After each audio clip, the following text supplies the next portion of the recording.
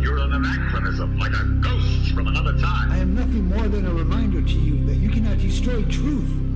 You're a bug, Mr. Wordsworth, a crawling insect, an ugly, misformed little creature who has no purpose here, no meaning. I am a human being. I exist. And if I speak one thought out loud, that thought exists, even after I'm shoveled into my grave. Delusions, Mr. Wordsworth. Delusions, the Bible, poetry, essays, all kind, all of it an opiate to make you think you have a strength when you have no strength at all. You have nothing but spindly limbs and a dream, and the state has no use for your kind. Yeah? Well, we're gonna have to do something about that. This is RiverWestRadio.com, community-supported radio streaming live from Milwaukee, Wisconsin. I'm your host. My name is Michael Wordsworth, and welcome to Breaking Down the News, the show that presents the news highlights of the week, but with a twist. Breaking Down the News is more concerned in bringing you information that wasn't covered on the front pages. Headlines you don't want to miss, because not listening could be dangerous to your freedom, liberty, and health. And good afternoon on this Monday, May 28th, Memorial Day of 2012 at 4:22. Oh yeah. Happy Memorial Day to you people. That's right. I hope you're out there enjoying the picnic in the sunshine. All right, cut that. That was just a joke. I do hope you're enjoying the sunshine, though, in the state. We were on live at 3:30 today, but the show was not properly archiving, so I had to redo the broadcast. We're coming on here at 4:20, and I will be reading some most alarming news today. I'm doing it in a very soothing, comfortable voice, though. I want to break this horrible news to everybody as calmly as possible. You're going to be upset when you hear it. At least you should be. This is Breaking Down the News, headlines that you should have seen on the front pages but didn't. Well, in Google News, we saw a lot about Spanish Bank Bankia. I'm going to get into that. That's where our horror begins today on Memorial Day. But before I go into Memorial Day itself, before I go into the banking news and then the Iranian news, how Panetta says that America is ready to attack Iran at any moment. Barack Obama sent over his little advisors to talk to Benjamin Netanyahu, and apparently we're going to see, if the sanctions against Iran are going to work, but it's all ramping up here. I take a little break here, station identification. When we come back, I'm going to read to you Memorial Day. Exactly why do we go out there and drink beer and sit in the sunshine? Well, because we have it off. That's really why. But what's the reason behind that?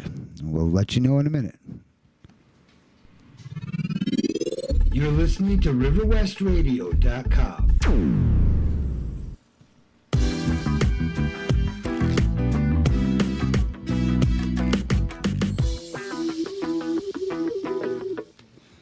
All right, we are back on this lovely Memorial Day. We had a little bit of rain, but it's all over. I'm going to go over exactly what Memorial Day is.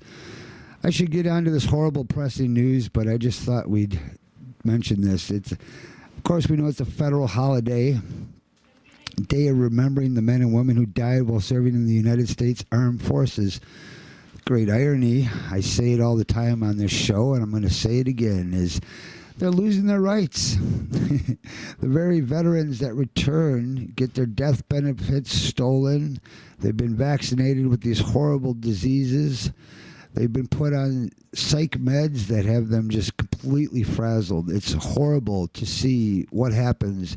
I just watched a documentary or interview about a special force captain returning to his family and not being able to adjust. And the news media had a guy who lost both of his legs from the knee down, and talking about how great it is that they can put artificial limbs on you and send you back to war. Well, it turns out that one guy that shot all the 19 Afghanistan people, I don't know if you heard about that, but one of our soldiers, allegedly he was working alone, but official story for the moment is he went nuts and shot 19 people between two villages. What we found out about him is he had part of his foot reconstructed with some sort of, I'm not exactly sure what, but you know how they make those artificial appendages and parts for the body, and he did that to go back to battle. I don't know if he wanted to go back to battle. I can't see why anybody would. It's not like, there's not really a battle. It's not like Viet Cong. I mean, it's more like isolated incidences, but just being over there and away from home in some godforsaken country, just, I know how that feels. It's not funny, actually, but it's laugh or cry. Well, Memorial Day, we are just spitting in the face of veterans. I mean, every veteran that ever went over to any foreign country took an oath to the United States Constitution to uphold the Constitution and the Bill of Rights. And like I mentioned, they come back. It's not support the troops. The troops are mad, and they hide them from the media, and they don't want them talking out against the war. Many of these guys are against the war. It's just the way it goes. And now it's a complete bastardization. What a hypocrisy. What hypocrisy. I mean, it's okay. Most of you guys are just, it's a day off for you out there, but there's some old World War II vets still alive. There's some Vietnam vets still alive, and those guys understand what I'm talking about and understand how horrible this is, that this is the point that, you know, we're the Nazis. We're the communists now. We're the ones, the imperial colonial invaders occupying foreign countries unjustly.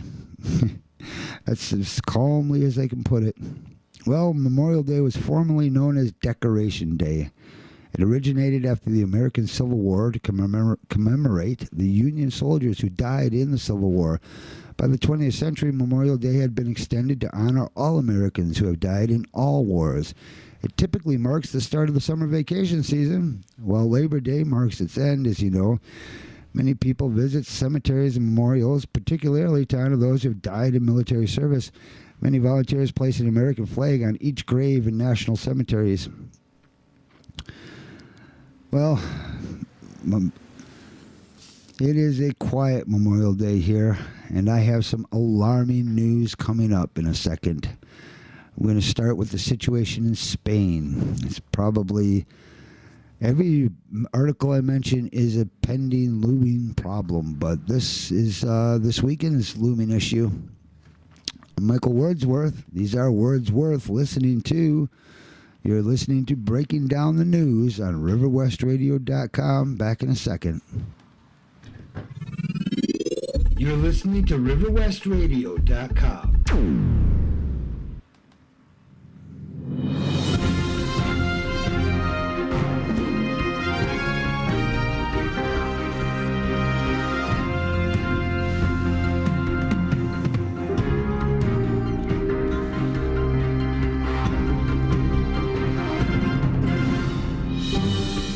Bankia bankruptcy bankrupts Spanish government bailout fund.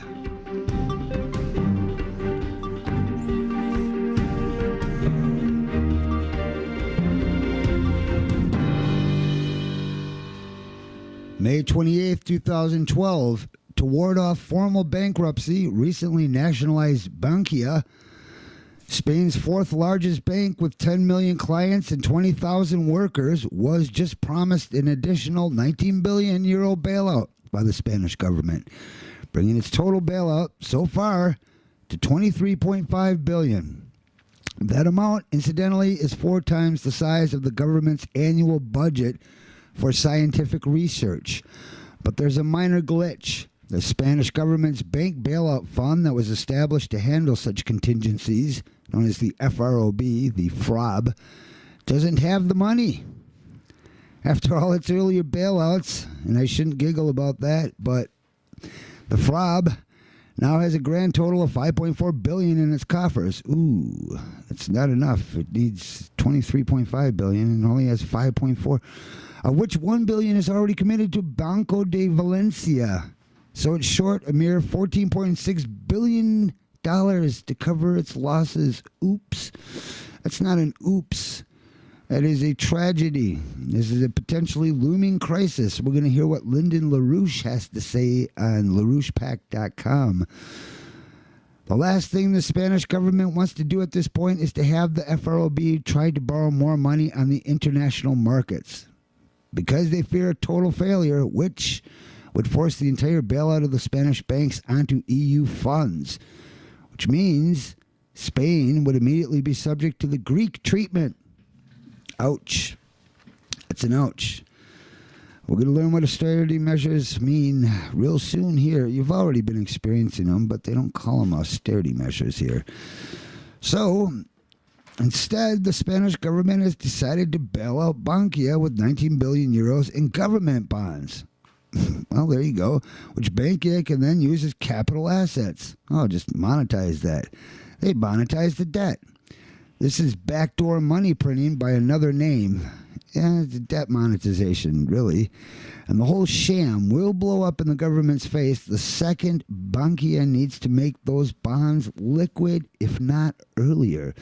It turns out that the Spanish government has been planning for this move many, many weeks ahead, but that the issue is called by the Bankia blowout.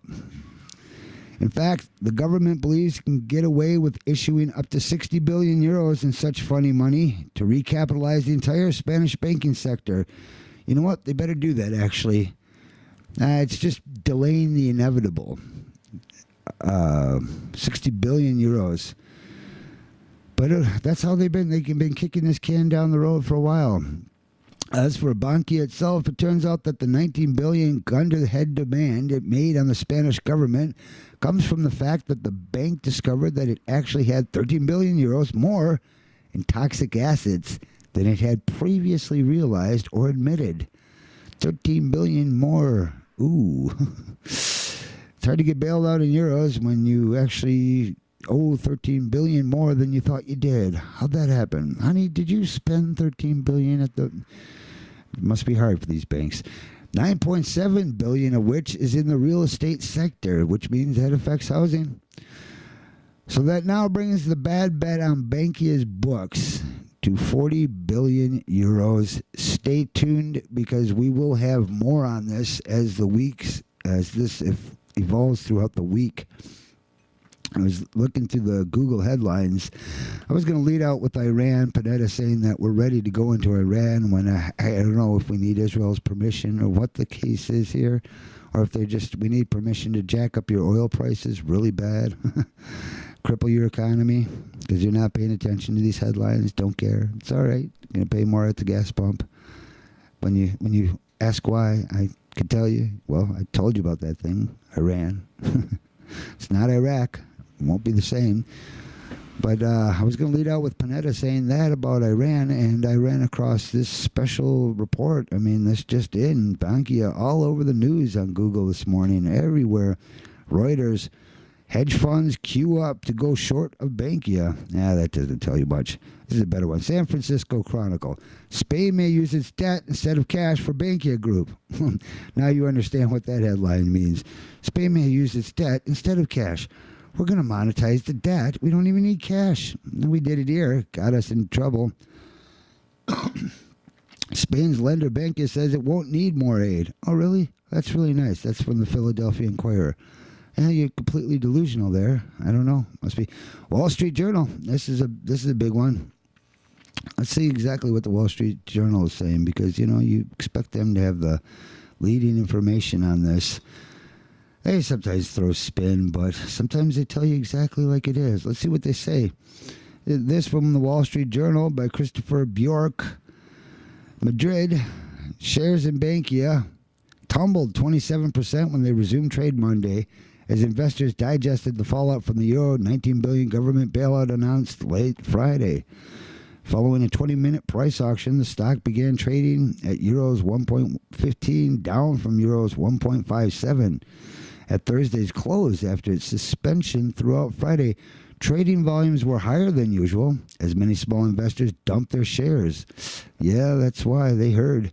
The massive injunction of taxpayer money into Bankia will effectively nationalize the country's third largest bank by assets and is a dramatic escalation of the Spanish authorities' efforts to shore up confidence in its financial sector. That isn't going to shore up confidence unless you're truly ignorant and or stupid. It's kind of like how they did us. We are too big to bail. Banks. Sorry, I said that correctly. They're too big to bail. But they were listed as too big to fail, although they were failing and they needed our help. Well, the Spanish right now, they're freaking out, just like you should freak out.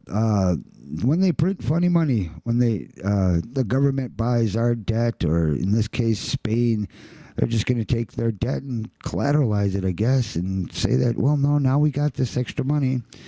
They hand that bill to the people. They hand it in the form of austerity measures. They don't just give you a bill listing the items on there. They save that for themselves, but they jack up your prices, lower your retirement age, lower your benefits, cut everything down. Meanwhile, they got money for police and a police state operation. They got money for that. Don't seem to be noticing that. Well, I could go on with this Wall Street Journal. They gonna go on here, but let me get to the really important point about this. This from Lyndon LaRouche. This is what really kind of got me. Lyndon LaRouche said, "It's game over." You can find him at LaRouchePac.com.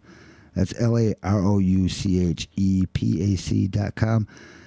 Lyndon LaRouche, he's quite an incredible guy, and he says that the Glass-Steagall moment is all upon us.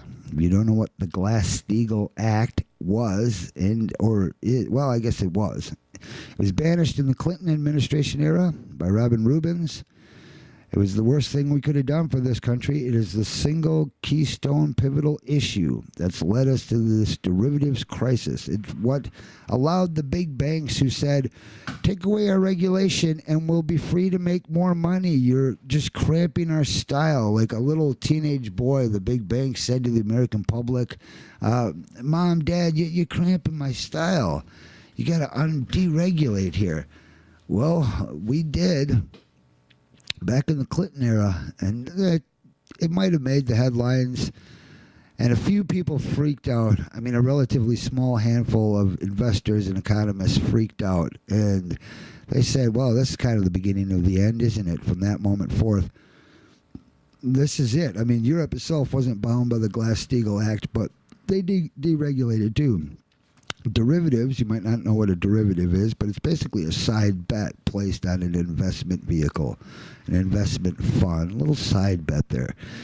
Usually entails a lot of debt monetization, though, that get wrapped up into this, where they say, well, all these people with credit cards, we're going to pay eventually, so we could say X amount of this is good to go. I mean, but it's not, because people default on the credit cards and then the money doesn't come up and then the whole thing starts to collapse and gets swept under the table as some more debt monetization.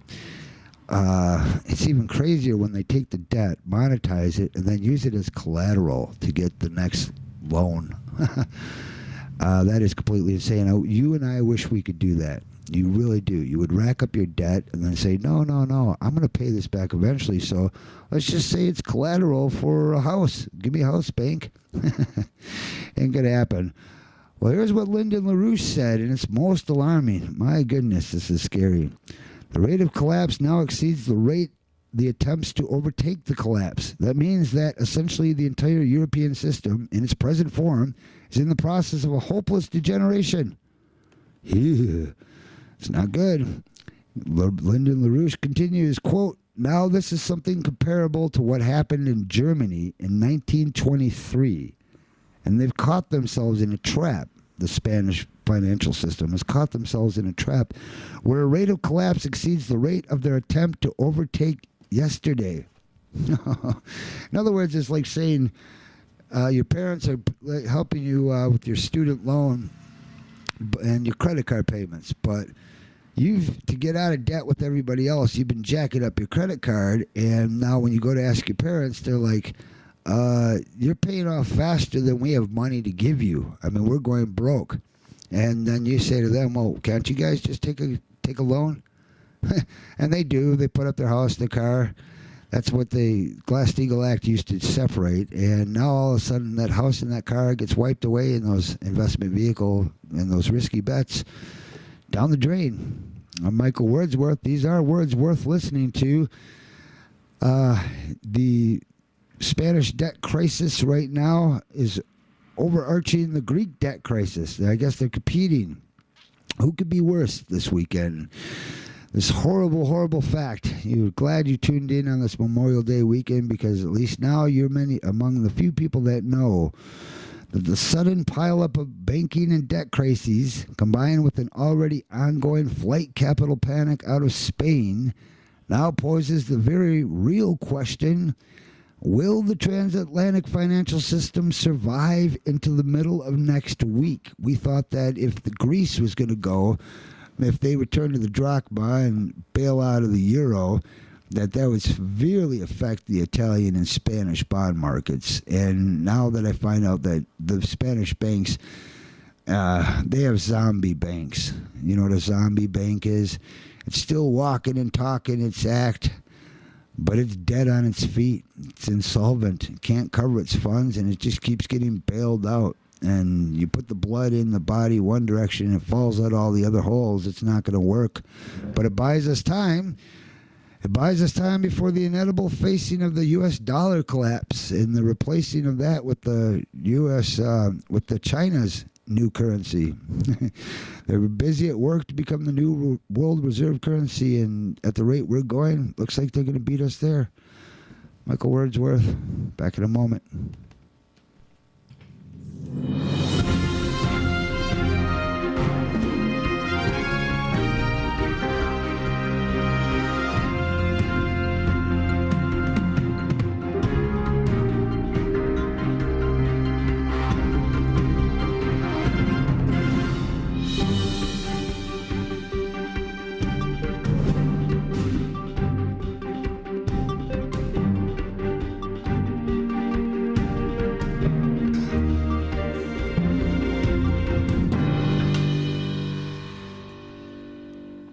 This is the big headline following the last big headline. There are so many.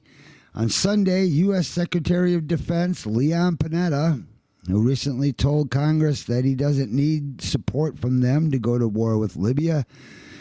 Well, now their next move is that they said they're ready to go to war with Iran. He was quoted as saying, ready from a military perspective, end quote, to attack Iran under the guise of preventing it from obtaining nuclear weapons. Well, we know they don't have nuclear weapons, and we know that Washington and the media continues to hype this up in the American public's mind. Iran's your new big threat. China's your new big threat. Panetta made his comments at 14:45, which is actually 2:45 in the afternoon. Panetta's comments arrive after the U.S. and members of the United Nations Security Council held talks in Baghdad on Iran's supposed nuclear threat. Quote, I think it was a complete failure in terms of content, end quote, and an Iranian diplomat told McClatchy on Friday.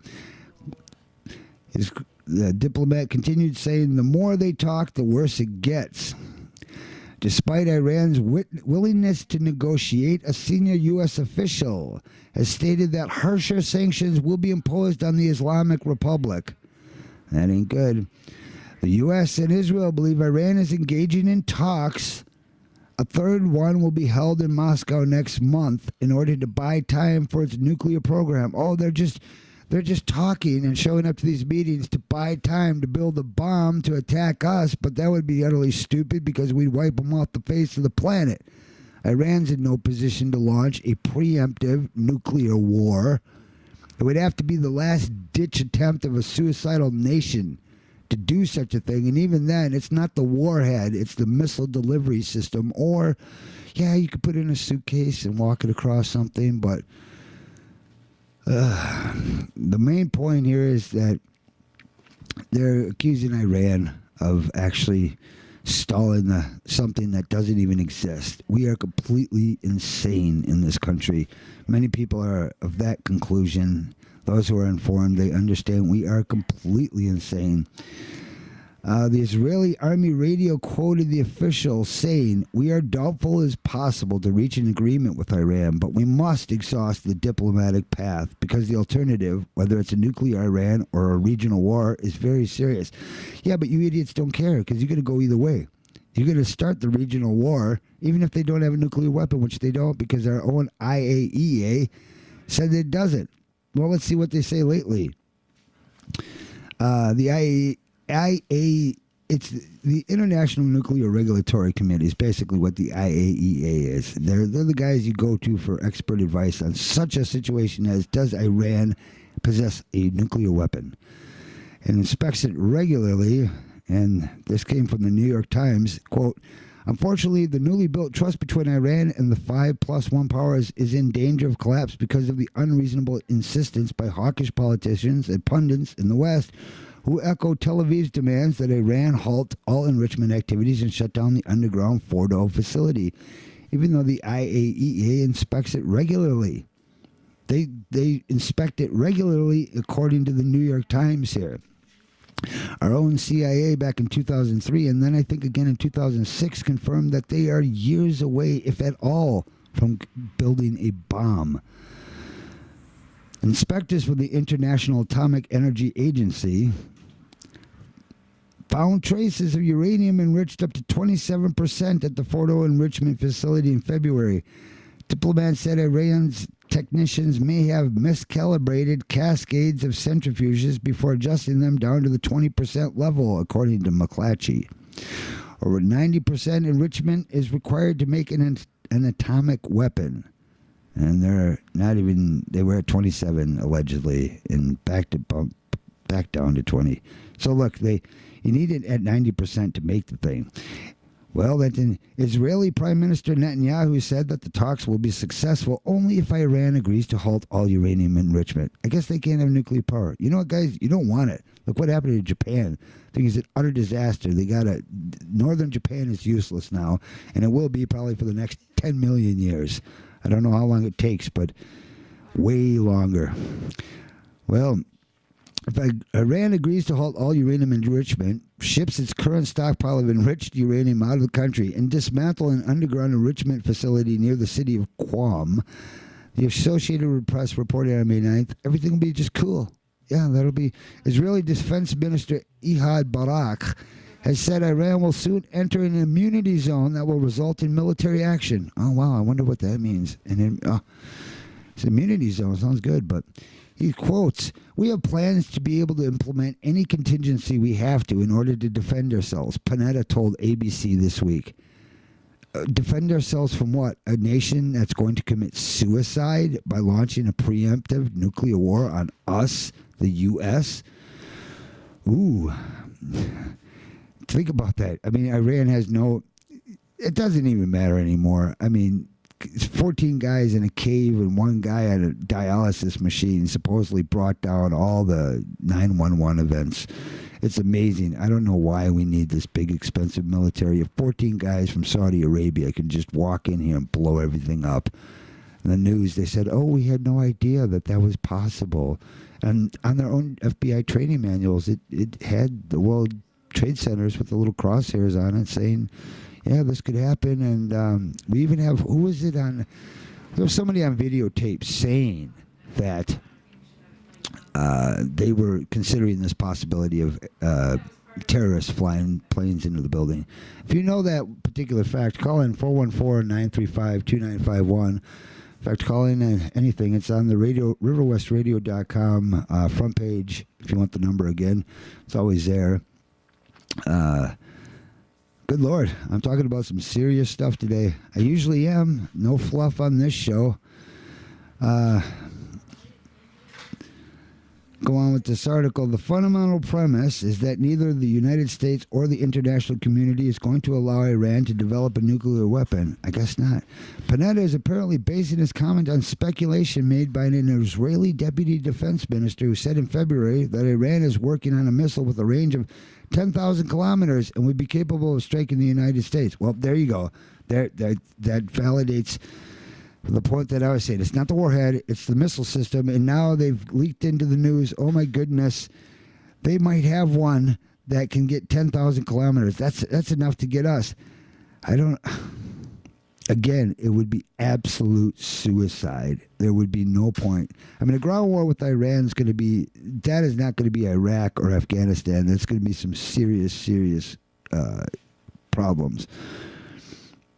And now they say, here's to make the Muslims seem irrational, they got this quote here. Moshe Yalon, sorry if I mispronounced your name, Moshe, said the missile was designed to hit the Great Satan. That's in quotes. The Great Satan, that's us, the West. We're known as the Great Satan by fundamentalist extremists from the Muslim faith. Other people, you know what? I think they're right. I mean, we are ruled by Satan. Jesus Christ does not rule this country. Buddha does not rule this country. Muhammad does not rule this country. This is Satan. And I'm saying that part metaphor and part literally. Our leaders have shaken hands with the devil, but they don't realize the devil always screws you in the end. You never get a fair deal. It's like it ends up being some sick, twisted joke on you that's just catered just to you. You know, I'm Michael Wordsworth. These are words worth listening to. My goodness, we're talking about World War III starting all the time. Fukushima, Japan, melting down, destroying the northern hemisphere. Spain's banks failing because they can't be propped up anymore. The German people aren't having it. They've been bailing out everybody, and it's just they're going to get the bill too. That's the way it goes. There's no free lunch in America. There's no free lunch in the world. Everything has a cost. When will we learn this? When we're broke and desperate. Then we'll stop our silliness and be forced to do something. At that point, you'll have no choice. Be right back. You're listening to RiverWestRadio.com.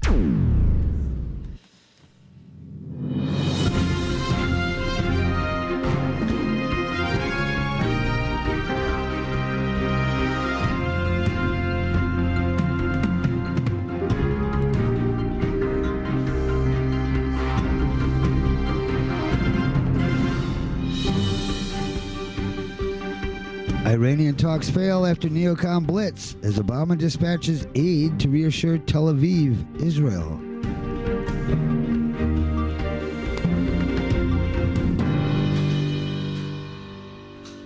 This article by Philip Weiss on May 25th, 2012. The Baghdad talks on Iranian nuclear enrichment have failed without an agreement, though the London Guardian says the continuance of the talk in Moscow next month means another month without an Israeli military attack. Personal comment, that's good news. We bought another month. They've agreed to take it off while they do these talks. How much does Israel drive the discussion here? Interpress reports that the talks broke down because the U.S. took the Israeli hardline and said to Iran, you'll get no relief from sanctions even if you agree to the international demand not to enrich uranium to 20%. Writes Gareth Porter, quote, the inflexible U.S. diplomatic posture reflects President Barack Obama's need to bow to the demands of Israel and the U.S. Congress on Iran policy. That's right, we have so many Israeli lobbyists here. If we had that many, you might have your unions still. I mean, if we had that much union lobbying, those guys are... Anyhow, even the Times, the New York Times, hints at this idea. Several accounts in Iran's state-controlled media compared the positions taken by Tehran's interlocutors in Baghdad to those of Prime Minister Benjamin Netanyahu of Israel, which considers Iran's nuclear program an existential threat. As I mentioned earlier, it's not an existential threat. It would be a very real experiential potential disaster. Existential means you can't experience it directly. It is existential. Jim Loeb anticipated this outcome when he said that neoconservatives had blitzed the Obama administration in the run-up to the talks. He referred to reports by the American Enterprise Institute saying Iran is on the verge of producing weapons-grade uranium and the Foundation for the Defense of Democracy saying there must be no nuclear enrichment in Iran, period. Apparently, the Obama administration was listening.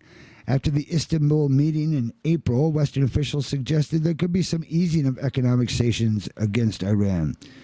Oh, that's very nice of you. But during the past week, U.S. and Western diplomats appear to have taken a harder line. Oh, they're ramping up the war again. They say the neocons are here. Oh, no, Netanyahu told CNN on the eve of the Baghdad talks, quote, they have to stop all enrichment. That's it, all enrichment. Dismantle the underground bunker at Fordo. It's a place where they have this secret underground bunker that's not so secret. And neoconservatives, those nasty buggers, and other hawks, war hawks, here have faithfully echoed that position with growing urgency as the Baghdad meeting approached. In an election year, the neoconservatives are apparently pushing on an open door. The Obama administration's obedience is indicated in this statement yesterday from the State Department. Under Secretary of State for Political Affairs, Wendy Sherman will travel to Tel Aviv, Israel, on May 25th for consultations. She's already been there. For consultations on bilateral and regional issues with senior officials and to reaffirm our unshakable asinine commitment to Israeli security. Do you know Israel has 400 nukes, it's said? I mean, that's the estimate. They are not helpless. But we're always portraying them as, my goodness, we have to save Israel. I don't know. Sherman was formerly a leading moderate voice in the administration. Last fall, she was urging the Senate not to up sanctions on Iran because sanctions were working, she thought. The goal was a diplomatic solution, and that would be good for them. The very body now undermining the Baghdad talks. Oh, that's terrible. Sherman also argued that sanctions would drive oil costs too high. Well, yeah. She continued to sound the moderate when she announced a website reaching out to Iranians. Oh, you're moderate if you don't want to be a warmonger. Isn't that something? She said to the Iranians, quote, to Iran's government itself, she says, as High Representative Cathy Ashton did in a recent letter to Iranian officials, that we remain open to having serious discussions about the nuclear program if they're indeed serious and ready to have those discussions without preconditions. But the talks broke down and Sherman moved on to Tel Aviv. Well, why do you think the talks broke down? Because they understand how asinine this position is. The Iranians understand that we are so full of it on this issue. They make it sound like, oh, you're not being serious about these talks. But they're saying, you guys can't have nuclear power no matter what. Let's not forget that Pakistan, India, China, and North Korea all have a nuclear missile, or several, with weapons, missile heads capable of delivering those warheads. God knows, I'm sure, all the way to America. I'm sure China does. No problem. They can put satellites up in space. You could definitely bring one down with a warhead on it. Yeah, that ain't funny. I don't know why. It's always laugh or cry here, so. We're going to be moving on to the European threat to implode. My goodness. Fears of a Eurozone collapse make for scary headlines and worries in Washington. But the American public isn't convinced. I wonder why. I don't think they understand the issues. Very few people do. That's why I'm here to help break this down to you. The European crisis has been looming for a long time, and then it comes back to America. We have our problems, and then we bail them. They bail us out, and then we bail them out, and then they bail us out. And meanwhile, both the euro and the dollar drop. They decline consistently over time. And Michael Wordsworth, happy Memorial Day. I'm sure we're all celebrating the hypocrisy of why our soldiers even go to war anymore. I'm sure World War II veterans are disgusted with it. I don't blame you, gentlemen. It is disgusting. Very hypocritical of this nation these days. As we fly flags, we are completely ignorant. Why? Well, we're going to get what we deserve. I hate to say that, but there's no way to avoid it. Too many people asleep out there. I'm Michael Wordsworth. Back in a moment. You're listening to RiverWestRadio.com.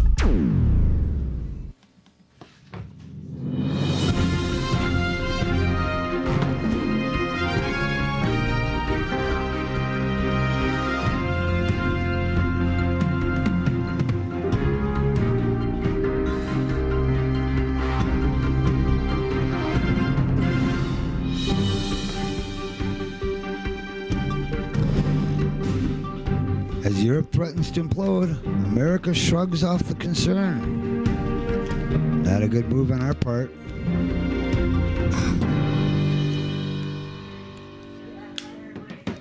Americans are increasingly inundated with news about the debt crisis rocking Europe, but that doesn't mean they care. According to data from Pew Research Center's Project for Excellence in Journalism, the European crisis was the number 3 story in the news media last week. Its biggest week since early December.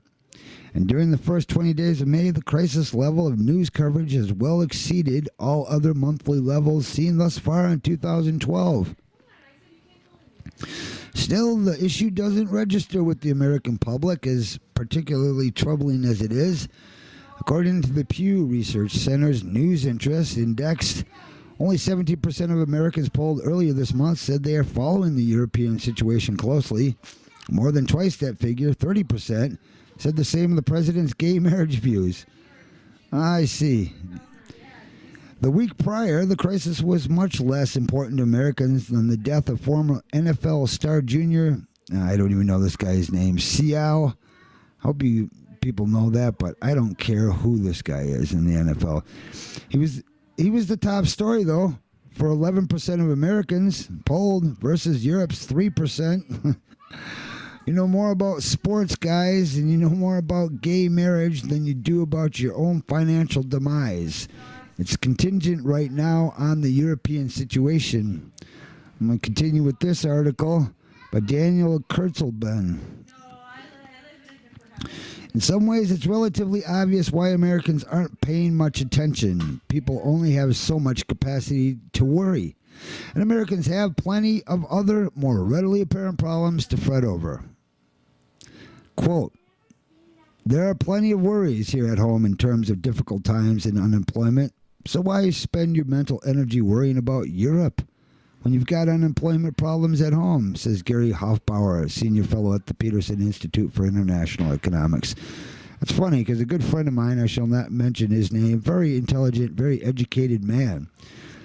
I explained to him a few months ago that this European debt crisis is going to bite us in the butt here in America, and he said, no, that's over in Europe. I'm like, you do not understand how this is connected, do you? Well, he's going to find out. And I told you here first at Breaking Down the News, if you're actually listening on this Memorial Day, you're catching some of the most important headlines in the world at the moment. Coming right out of this little teeny River West community. Pretty amazing, isn't it? Thank goodness for the internet. Let's go on with this article. My goodness. Should concern you. Does me. But other foreign issues have recently rated as much more threatening to Americans than the debt crisis. Oh, it's maybe now, because you can still drink beer and watch television. But a December Pew poll shows Chinese economic competition is outstripping Europe as a threat to economic well-being. Yeah, the Chinese are getting their act together. They're going to kick our butts. And in February Gallup poll, more Americans said that they were very concerned about other countries' holdings of U.S. debt, the political situation in Iran, and trade relations with China than said so about the European situation. It's really, I guess those are all pressing issues, but we need to wise up on the European situation. The German people know. They're the ones having to bail them out. Just like you bailed out the TARP, the Troubled Asset Relief Program, and all the other bailouts that came with the stimulus package.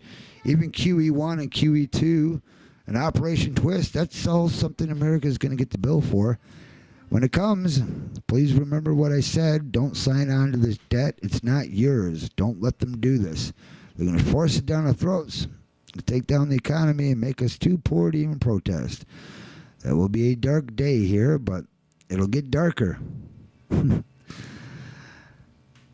A bad outcome scenario in the Euro area with implications for the rest of the world cannot be ruled out, said OECD Secretary General Angel Gurria, as reported by Reuters. In part, it may be simply that it's hard to fear that which you don't fully understand. Quote, Americans have difficulty with things like monetary policy and quantitative easing and all those kind of things, end quote, says Dennis Jacob, chief economist at Gallup. Quote, when you start to talk about the European Central Bank and you talk about the countries involved in the elections and the debt levels and the potential for contagion, it just gets really complicated for the average American. Well, let me break it down for you. Derivative crisis, debt crisis in Europe, bad. Bad for America. Money tied together. World and global economy.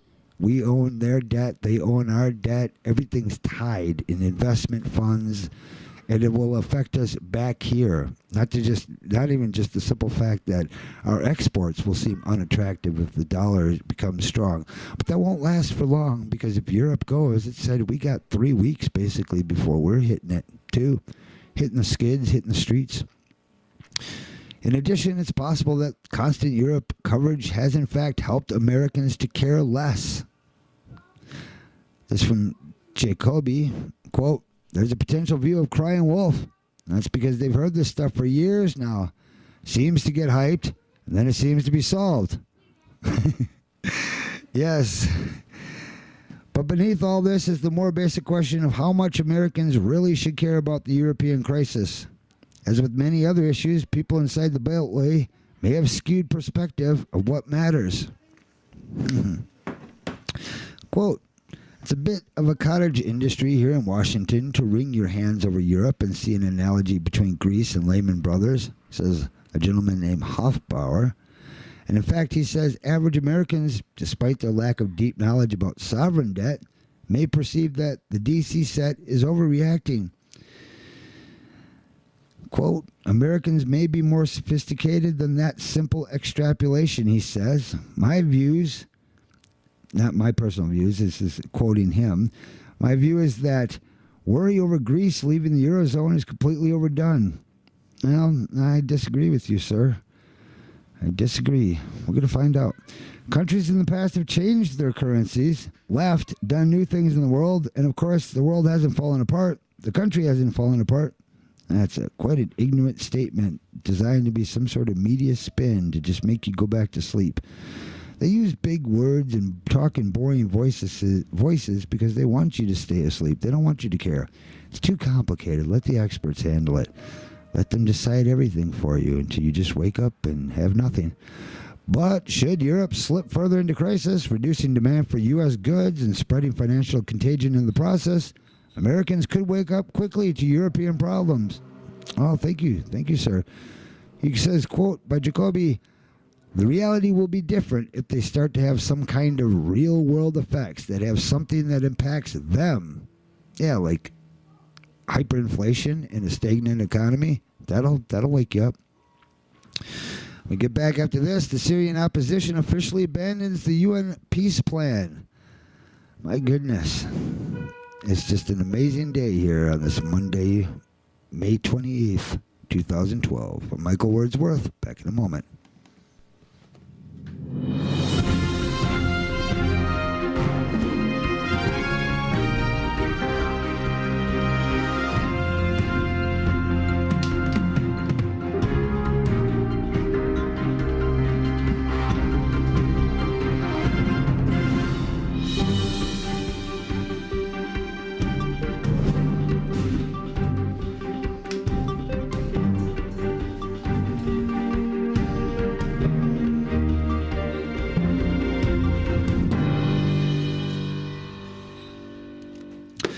Syrian opposition officially abandons UN peace plan. I'd like to make a note on this topic before I go into it. It is curious that the West is so seemingly outraged by the massacre in Hula, Syria, when NATO has been committing such atrocities along the Afghanistan-Pakistan border for now well over a decade. Hundreds of civilians have been murdered by U.S. drone attacks, with the only difference seeming to be the manner in which these atrocities are reported. U.S. mass murder downplayed, obfuscated, and buried under terms like suspected militants, while any death in Syria, regardless of evidence, is boldly pronounced as the work of the Syrian government. There was an article today where they got caught, our American media got caught using an old photograph, actually stole it from somebody without their copyright permission. And the gentleman recognized his photo on, what was it, the BBC News, I believe. Yep. And showed that the Syrians were massacring their own people, and the photo was supposed to represent the actual fact. Well, they got caught. Sloppy job, gentlemen. I can't believe it. You know, I mean, are you guys sloppy on purpose when you seek to misinform the American public? It's hard to believe, but they are. One can only imagine the international outcry should the Syrian government have declared it was abandoning the UN-brokered ceasefire and was resolved to dealing with its opponents in the only language they understand, violence. However, the Syrian government has not abandoned the ceasefire and has played host to hundreds of UN monitors. Instead, it is the opposition making such claims that have gone unchallenged by the so-called international community. Since the beginning of the UN mission, led by Kofi Annan, an open conspirator with the very foreign interest himself on record, intentionally seeking to destabilize and overthrow the Syrian government, the West has berated Syria for violating the ceasefire, even as they openly armed and encouraged the rebels to carry out their campaign of violence. That's right. They did. Here we go. I'm going to pull up the article that I'm pulling up right now. U.S. officially arming extremists in Syria. I just wanted to document that statement that I said. Our Western officials are saying that Syria is way out of line because they won't stop the ceasefire. But then here's an article from the Land Destroyer Report. There's actually many articles on this from different news sources, but basically it reads like this. U.S. officially arming extremists in Syria. Denied no longer, U.S. officials admit U.S. Saudi cash and logistical support arming terrorists in Syria. Recently reported in Brookings announced its next move in Syria war, it was stated that by the U.S. policy think tank Brookings Institution's own admission, the Kofi Annan 6-point peace plan in Syria was merely a ploy to buy time to reorganize NATO's ineffective terrorist proxies and provide them the pretext necessary for establishing NATO-protected safe havens from which to carry out their terrorism from. You hear what this article's saying? We knowingly, admittedly, in the news here, and check out the Brookings Institute on their claim, are arming the very terrorist groups that are against the official government led by President Assad. And we're saying on the other end of the media, which people don't pay attention to things like Syria here, so I'm helping break this down so you understand. Assad's being accused of terrible atrocities to his own people, but it's actually coming from one small town in particular and a few outlying spots here and there of these extremists that are trying to throw Assad over. And basically this is coming from the U.S. and the Israeli government in this conspiracy. What else could I call this but a conspiracy to overthrow the sovereign ruler, the rightful ruler of Syria. And on one end they're saying, we're going to do everything we can, including sanctions, to crack down on you guys if you don't stop defending yourselves. They want Syria to not defend themselves. We are truly insane in the West. We truly are. We tell Iran they can't build a bomb even when they're not building it. When they say they aren't, we say, you're not being serious about the talks. We want you to come and confess to something you haven't done so that we can justify in the media our position, which I'm not sure really what it is. I mean, if they want that ground war, boy, that is not going to work out. That will be the beginning of the end for everything there. Now it is fully admitted that weapons, cash, and logistical support is indeed being provided to terrorist forces in Syria by the United States, Saudi Arabia, Qatar, and other Gulf states. We are supporting terrorism, in other words, folks. We say that all your freedoms are going to be threatened by these extremist groups when you really they can't threaten your freedoms, but we're allowing TSA and all this insane security stuff to go on. Bill of Rights being shredded left and right, all on the basis that we have to fight terrorism. But here we are arming the terrorists. We armed the Libyan escalation of violence by backing the terrorists, who many of them were known Al-Qaeda operatives. Pretty amazing when you hear what I'm saying. You got to put all the puzzle pieces together and pay attention. And I make that simple here on Breaking Down the News. I'm Michael Wordsworth. We'll be back in a second.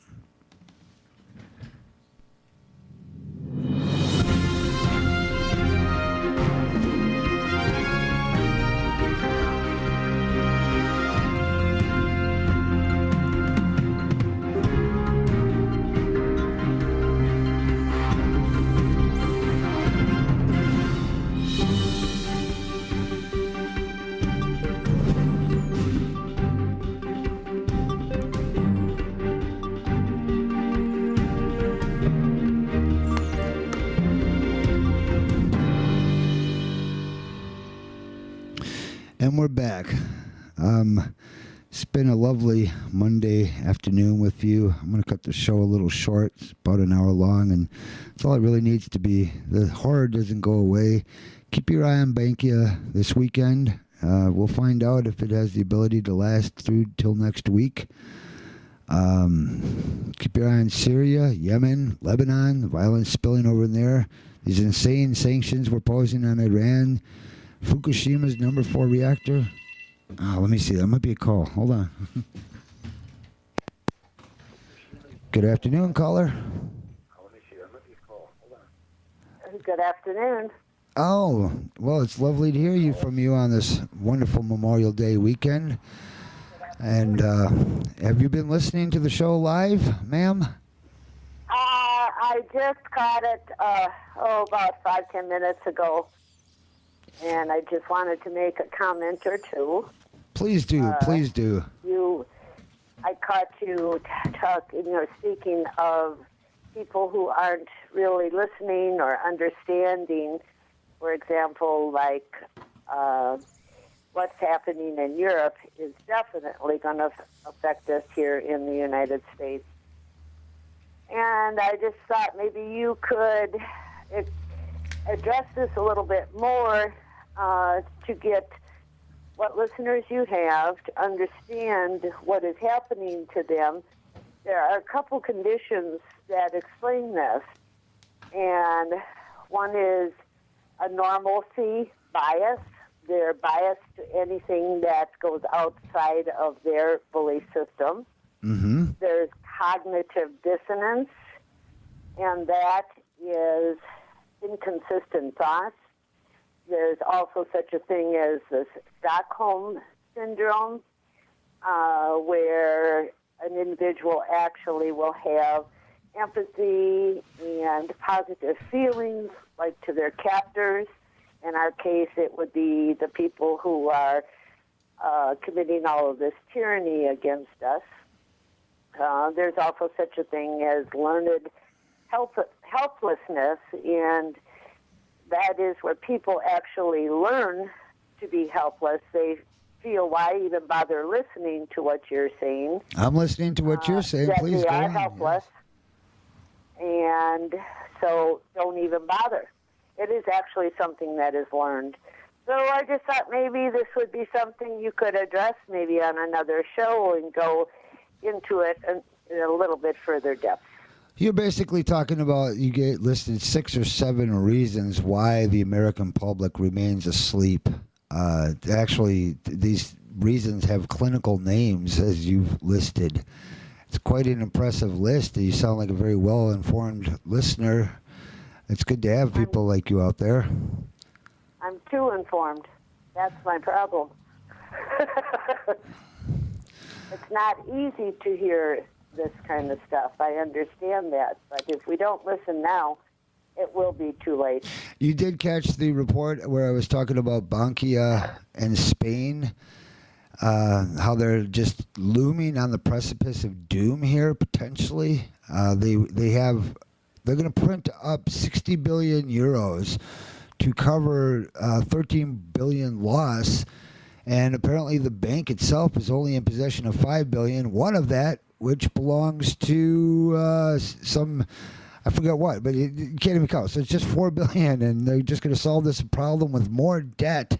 And Lyndon LaRouche, that's why I led out the show with this, is I just discovered he said, hey, this could mean they could fail this weekend or till into next week. But if they do the 60 billion fake bailout, I guess they won't fail, and I guess we can keep going on for a little while longer. How much time do you think we have? It's short. At this point, you could not make any real prediction with any accuracy, but my very good intuitive guess, we don't have much longer. And when you say we don't have much longer, you're talking about, I mean, there's various... By the end of the year, by the end of the year? early 2013. I guess we're keeping an eye on Europe today, especially because it said that by many economists that if Europe goes, we're as quick as 3 weeks after them. It's not a long time. So I keep my Correct. I've heard that too. When the euro collapses, you got 3 weeks. and what that And there even was a survey on people here in the United States. I do not recall the statistics on it, but people are concerned about bank runs even. So, but I did not catch the part of the show, what you were addressing today. I have listened to other shows. well, And I just want to say, keep up the good work. sure. Let me recap for you. Actually, I've got the article open right here. If you go to LaRouchePAC.com, that's LaRouche PAC.com. He says it's game over. Spanish collapse can bring down the transatlantic system this weekend. That's a very heavy claim. I did not hear that it could happen that soon. That means this weekend, like today, yesterday, Saturday, Well, this was from 26th. or this week. This was on the 26th of May. So I mean, basically, yeah, we're through the weekend here. It's Monday. The question was, will the transatlantic financial system survive into the middle of next week? So here we are at Monday. You would have Tuesday, Wednesday, but now with this announcement of the $60 billion bailout, €60 billion bailout, sounds to me like they bought some more time yet again. And I just made the point earlier that all we're doing is prolonging the inevitable. Well, no, thank you very much. I appreciate the call. Well, maybe we'll have a surprise tomorrow or Wednesday or Thursday. I would advise your listeners to be prepared. Well, like you said, I believe it was a Google article about the fact that Americans have been Googling the search engine looking for bank runs. I mean, that basically they want to know. People got their finger on the trigger. That's what I was referring to, yes. It's indeed, and I guess if they're reporting that, and that search is indicative of the fact that people are apparently aware, a good percentage of them, that, hey, they might have to make a run on the bank themselves. That's a pretty scary prospect. We haven't seen that since our grandparents, or at least my grandparents, lived through the Depression. I myself want to pull cash out for that very reason. And when you do, you should see the looks that you get from the tellers. Oh, yes. They don't like this. Like, what are you doing with this cash? The day that they say it to me, I'm going to have to say, I'm sorry, really, it's none of your business. It's my money, it's my cash, and I'll take it out.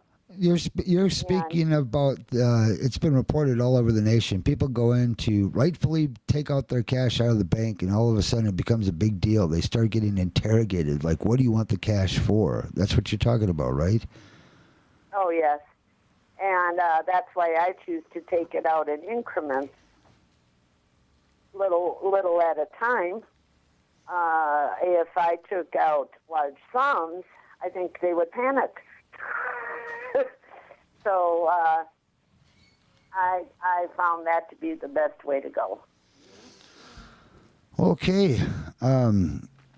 We were going to wrap up the show here, but I'd like you to call in again on another day. You sound very well informed, and we enjoy hearing from you. Thank you for listening. Okay. I don't have much more to say, but except if that could be addressed, some of these conditions that are making people just ignore what is happening in our world today.